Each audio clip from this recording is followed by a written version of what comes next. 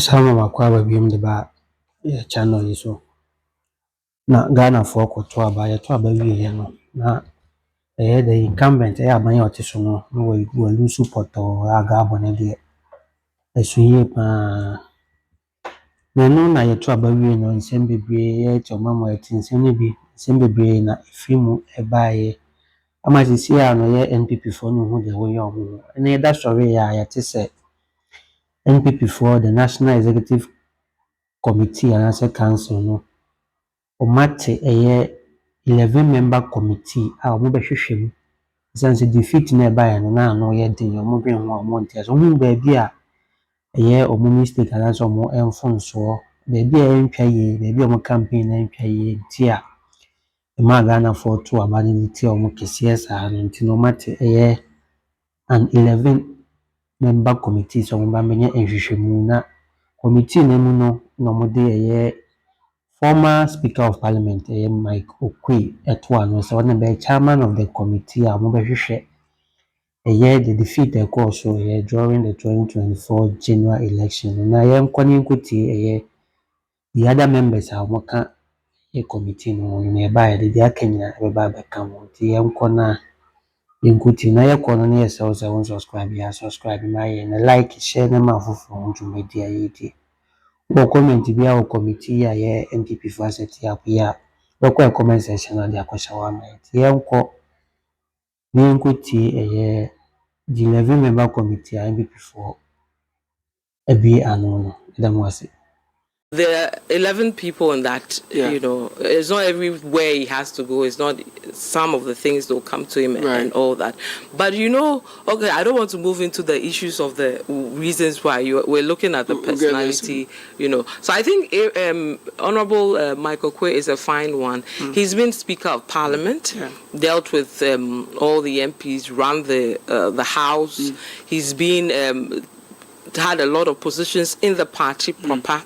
As one of their top guys now and all that. So I think he really understands the MPP issues. So he'll bring his years of experience and weight to the...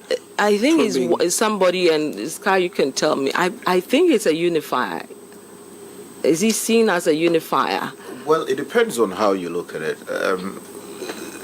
Look, the pedigree of Professor M.Oquaye is not in doubt. Question. It's a solid, historian, political scientist, a reverend for that matter, lawyer.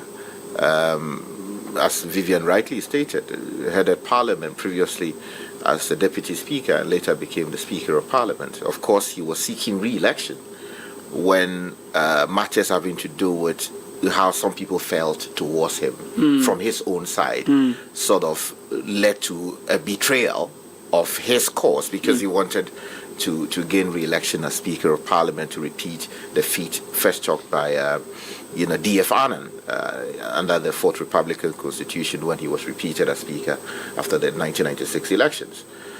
Now, because it was felt that he was not so much liked by some of his own people, his candidature suffered. There was a slim vote, that went against him, and he lost the speakership. Now, of course, my understanding is that hurt the president, because the president was looking to have someone else named speaker due to a number of concerns. But there was a strong point made by some other party, big guns, that look, you can't take this away from, first of all, Professor M.Oquaye, given his pedigree. I mean, a moment. The president wanted someone else as speaker, but there was a strong push for Speaker Oquaye to be kept, and then he narrowly then lost. Yeah, that's right. So that whole so the party people, MPs, were camped to ensure that nobody went rogue. But somehow, after the camping at a related place, the people went rogue. And, I wouldn't name the person who was being considered strongly. Of course, some people have put some names in the public domain. But the point is that some people felt that he had not done executed because of his involvement in that same constituency and related matters and some other matters having to do with how he was running parliament. But I mean, he also distinguished himself as a Speaker of Parliament in many respects. I mean, now we talk about private members' bills, before Parliament and passing them into law. Previously, the position was that, look, this should come from the executive. If it's not from the executive, it will impose a cost on the public purse. He took an entirely different view and furthered that course. And then eventually it's now the order of the day, although some aspects of it are matters the courts are having to look into. But the point I want to make is that, to respond to your question, yes, he has a huge stature. He has a huge stature. He's very well respected. But some people, felt that someone else should have spearheaded this soul-searching committee. In part, also crippled the business of government in Parliament. Because you now had a speaker coming in from the opposition, a respected individual, assertive individual, someone who's been in Parliament since 1993, was leaving Parliament to get something else to do. And then now brought in, because of the almost even nature of the numbers in Parliament, got into the race and then emerged as a speaker. But to deal with the other aspects of what we're discussing, that does not take anything away from him. Right. I mean, to be able to preside over Parliament for 4 years, that should count for something. Now, chairing a committee is not one that involves, legwork. Not necessarily. I mean, even if it is legwork, I mean, you can always be transported to the place. I mean, he ran Parliament for 4 years. That should count for something. Of course, I appreciate the issues that are raised about, maybe his age and he may be slow. But his mind is still sharp. He's a lawyer. I mean, lawyers sometimes work into their hundreds. Even once the mind is still very... The question is whether his mind is there. Professionals work into their hundreds. Oh, no. I mean, majority of... Have you seen a carpenter climbing? I know a mason who has... Climbing at 100. Roofed a house at 100. Every day you lawyers, you 100. No, well, I'm speaking for what I know, and the records, show that. So the point I'm making is that on the basis of that, once his mind is still very sharp, and he can, and that experience is also very necessary, because it is that experience that will be useful in determining whether what you are hearing is hopeless and that you don't want to work with it or so sieving the chaff from the real matters. I mean, I do not believe that it is just because of his own problems within that constituency. Because Fred, I'm looking at the last committee the NDC set up. I'm looking at who chaired, and if you look at the pedigree, it's like the person must be someone who commands the respect and confidence of the people. Caleb, when a party loses an election heavily like this, there are two things which happen. It's either there are people who believe that let the party chart a new path, or let them go back to their roots. And usually the argument of going back to your roots would overshadow the charting a new path, because you want to go with what you know, and rather than what you do not know. So you look at the NDC, like you mentioned, for example, in 2016 after their loss, there was an argument of, why do you bring Kwadwosheldon? Kwadwosheldon, who had been in the party for long, left Did he at a really point. leave? I mean, he was out of the scene for a long time. Yeah, but he did not leave the party. He was very not active, out of the scene for a long time. At a point when the NDC was in some kind of trouble, where there were disagreements, where you had, what's his name, Obeda Samwa, the Mills election in... Obeda Samwa left the party. Yes, Obeda Samwa, with the Mills election in 2006.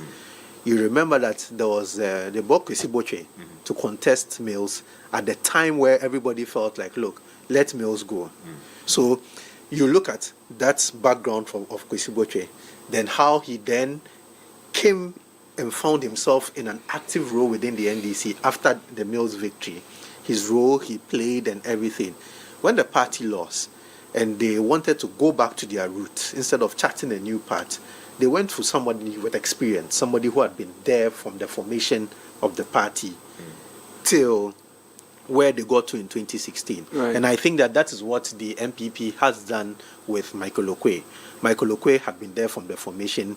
He has a rich background when it comes to politics. He understands the Ghanaian political system. Yes, there are people who say that, look, that political system you knew 20, 30 years ago has seen a lot of changes. Are you abreast with these new changes? But you see, as an old professor who knows what he is about, who knows his stuff, who continues to read, would give you a better understanding. And don't forget, like Sky said, he's been part of governance till last 4 years. He was a member of parliament. He was a speaker, a deputy speaker. He was speaker. He's even chaired the NPP committee during the presidential elections, their primaries. So he's someone who really understands the ins and outs of the party, right, who has already had engagement with so many branches of the party. When he was chairman of the committee that had to run the primaries, you know, at the time they had to go around the country to be dealing exactly, and you had to solve all those things. So I think that M.Oquaye is best placed. When you even look at the NPP structure now and the kind of people the NPP have, yes, they have a lot of people, a lot of respected persons, but I think M.Oquaye stands out for this particular job. Also, because when I look at the conversation, I want to also add that, look, if you understand how the Evers came from Noche to the Anglo areas and related communities and all of that, the story is told and it's legend that, you know, they hid an elderly man in the bushes, right? Okay. So that when things were happening and the younger ones couldn't actually comprehend what was happening and was the king M.Oquaye was doing, you know, whether it was to their detriment or to their benefit, things they did not understand. They went into the bush to actually consult this elderly person, right?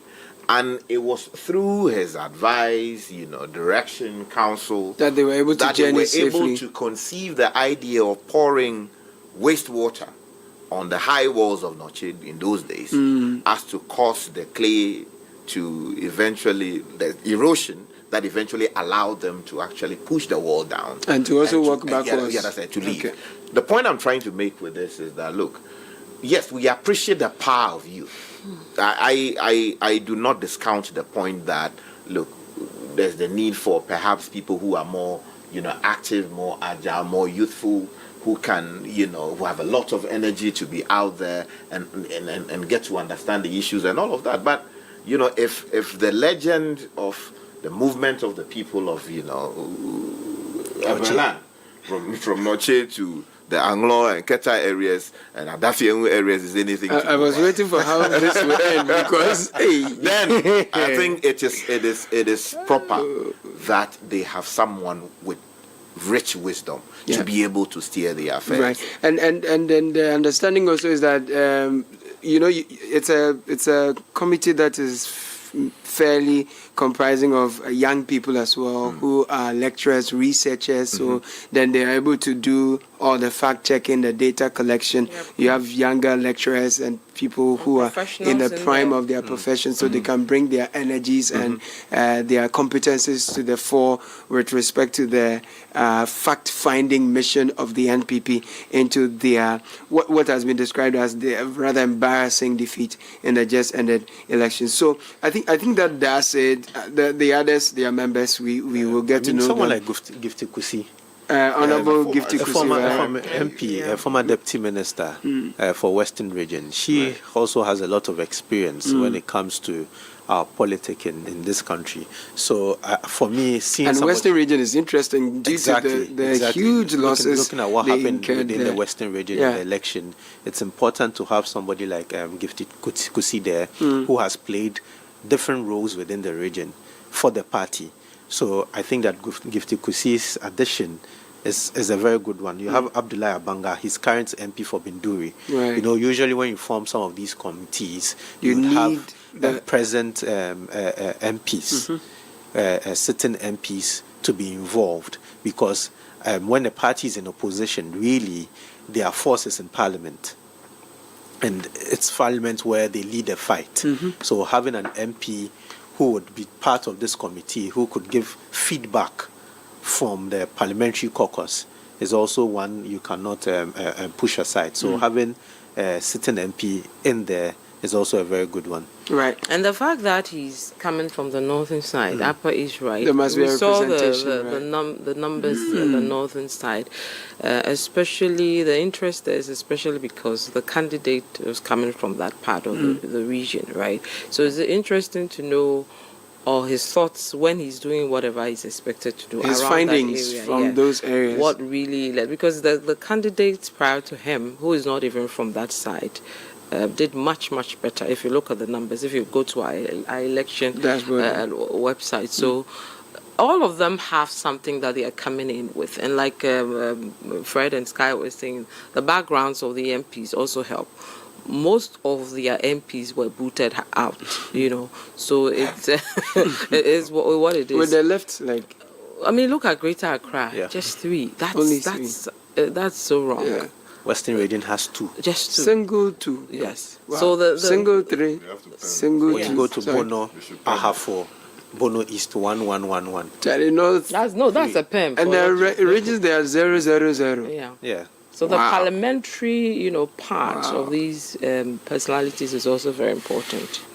Anyway. But I think ultimately what will vindicate the decision made yesterday will be a report that should truly reflect how bad things were, why they performed so badly. There should not be any basis to sweep things under the carpet. Right. You understand? Because look, we saw it with the NDC when they lost the 2016 elections and came in with the Kwadwosheldon committee and had also very powerful, influential persons on that committee. They did an open surgery, although they had, Their final report. exactly what they were doing.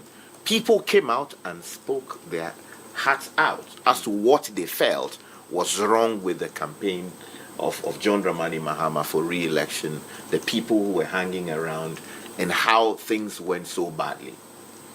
A report was produced, recommendations were made.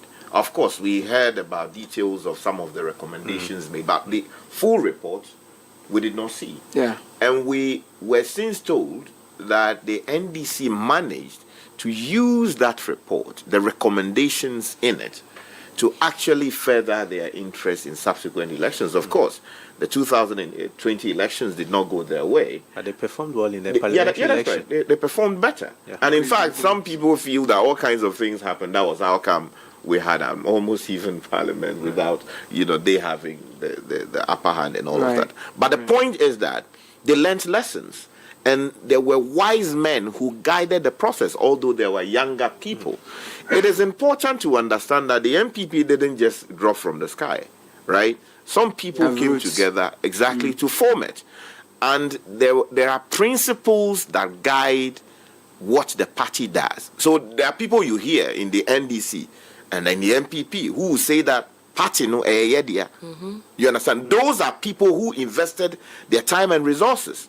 At the time when you could not look into the eyes of J.J. Rawlings and say, hey, my friend, what you are doing is bad or blah, blah, blah. They were the people who led the process.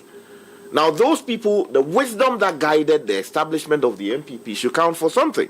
I see a lot of people write all kinds of things about these people. Right. Merely because today you happen to be as well.